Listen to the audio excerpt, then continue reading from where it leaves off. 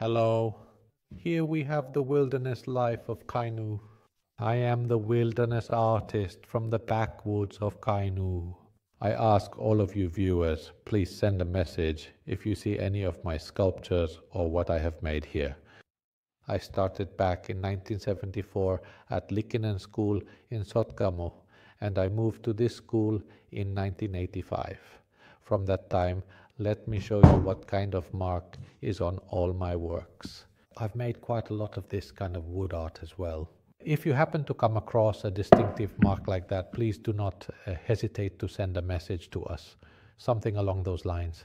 I could certainly show you a bit more of this truly majestic and beautifully crafted woman right here. This is precisely what the woman looks like in all her intricate detail. This particular kind of exquisite and finely carved object is meticulously made from high-quality natural alder wood, known for its smooth texture and durability. These beautiful sculptures from split alder wood. It's carefully dried for about 5 full years. That way, the inherent tension gradually leaves the wood completely. It will then become such a stable state that it will no longer twist, warp, or turn in any way. Yes, and that it would really be nice to know how far my work has spread and in which countries it is available. There were quite a few foreigners at the Sotkamus, but we don't have the language barrier that makes it difficult to pronounce it in a foreign language. That's where it gets stuck. Likewise, a lot of foreigners have visited here as well. Some of our works have gone along with them, so it would be nice to know in which countries those works are now. So please be kind and send a message. This will now come in many languages, probably at least in English and German. Let's see if any of the things I've made can be found anywhere. I'll take the camera so I can show you some of my works here. Should I show that one first? My wife made those over there when we were at the wood parade, things like that. Then there have been those kinds of nature artworks. These unique sculptures could truly be found anywhere in the wide world too, but my dear wife used to sell them from time to time, especially when she diligently kept this charming place open and graciously served delicious coffee along with running the art shop. I was actively working back then during those busy days. Here are some of my very own handcrafted sculptures. Here are all sorts of these spinning things.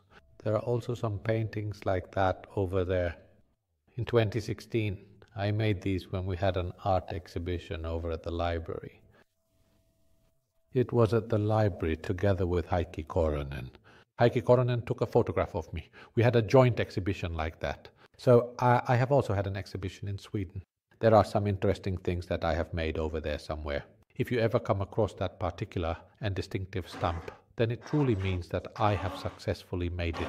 This is precisely what the experience is like here in this specific place, a vivid and unfolding reality. There is a small wooden block located right there precisely. And now, that's the heart of the wood. Oskaris, 1987. These items were crafted roughly between 1985 and 1992, so during those specific years.